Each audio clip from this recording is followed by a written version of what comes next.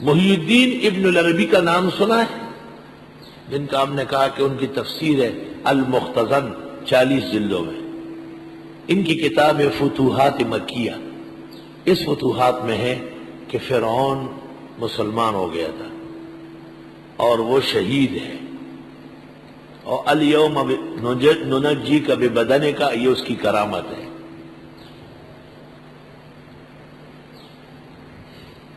آلوسی بغدادی نے روح المانی میں اس آیت کے ذیل میں کہا ہے کہ یہ کفار نے محی الدین ابن العربی کو بدنام کرنے کے لیے، لیکن شیخ الاسلام ابن تیمیہ جیسے آدمی سمجھ نہ سکے تو محی الدین ابن العربی کو دجال من الدجاجلہ کذاب و افاق لکھا ہے.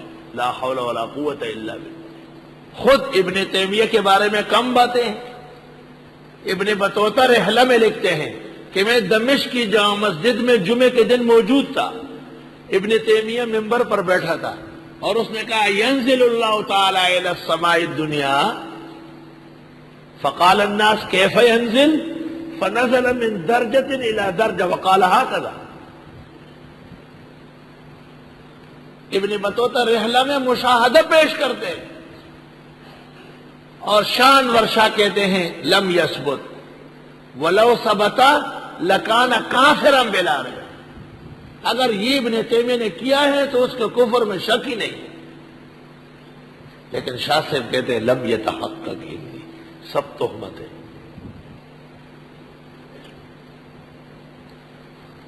علم صرف اس کو نہیں کہتے، علم چھان بھین کو کہتے ہیں، چھان پٹک کو کہتے ہیں. سب چیزیں آپ کو کتابوں میں ملے گی. آپ ایک عالم، ایک مفسر، ایک محدث، ایک فقیہ سے اس لیے پڑھنے بیٹھے تاکہ آپ حق باطل، کھرے کھوٹے، سچے جھوٹے میں فرق کر سکیں. اخبارات میں روزانہ دجل فریب شائع ہوتا ہے. آپ ماہنامہ میں دیکھو کیا کیا بکواسات آتے ہیں. اس دن شمس الحق افغانی کی تفسیر آئی 10 جلدوں میں. اس میں لکھا ہے ابن قیم ابن تیمیہ کا استاد ہے. یہ دیکھیں شمس الحق افغانی شمس العلوم، ایشیا کا بڑا عالم، ان کو یہ پتہ نہیں تھا.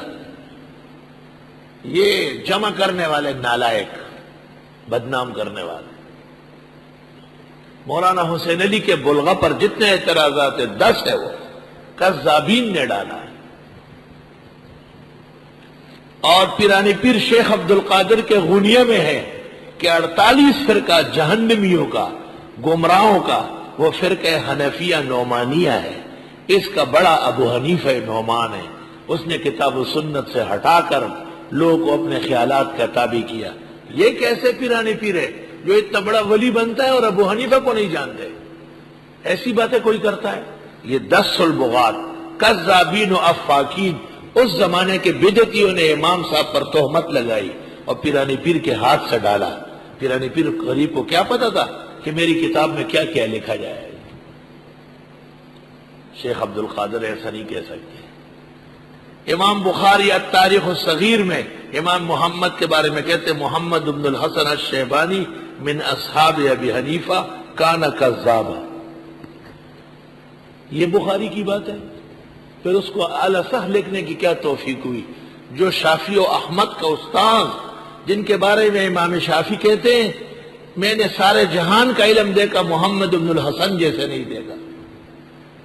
ان کے متعلق امام الحدیث یہ باتیں کر رہے ہیں. 10 البغات سرکش اور کذابین نے ڈالا ہے.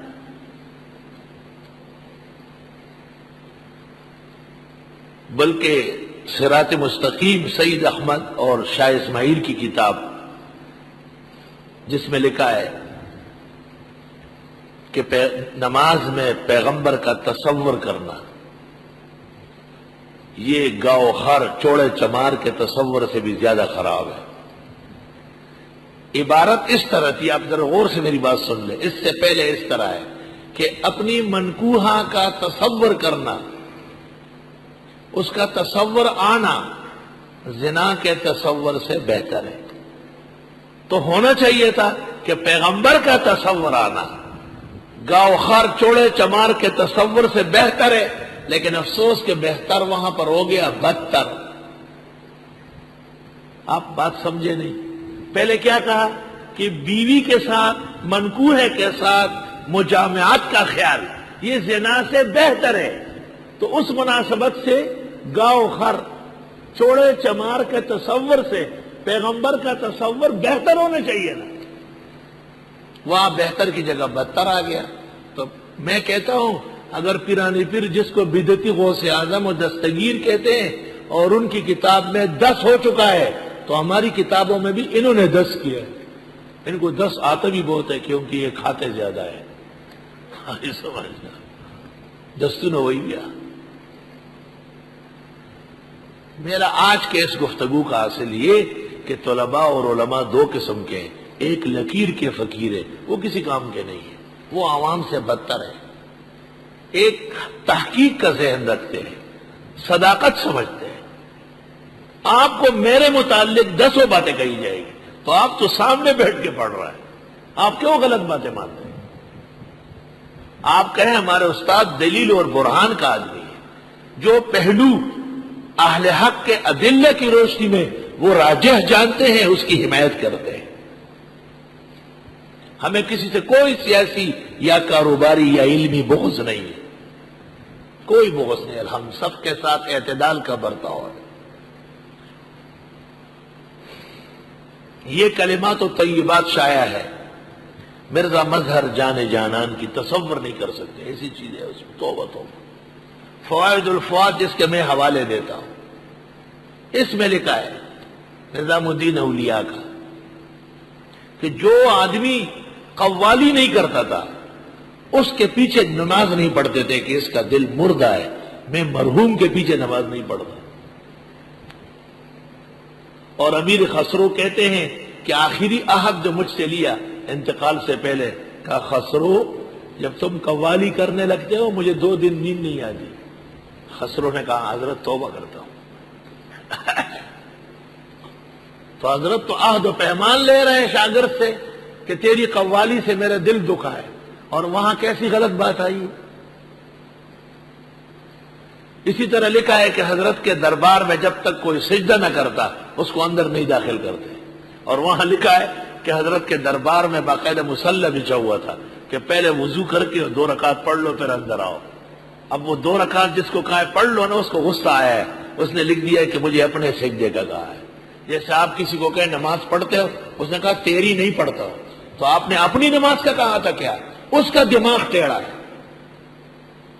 کسی کو کہے کہ آپ داڑھی رکھے، کہا تیرے کہنے سے نہیں رکھتا، میرے کہنے سے کیوں ہے؟ شریعت کا حکم ہے۔ سورۃ آل عمران میں یہ تمام مضامین اس حوالے سے ہیں کہ انبیاء علیہ السلام اور بالخصوص حضرت عیسیٰ علیہ السلام پر جھوٹ گڑا گیا تھا،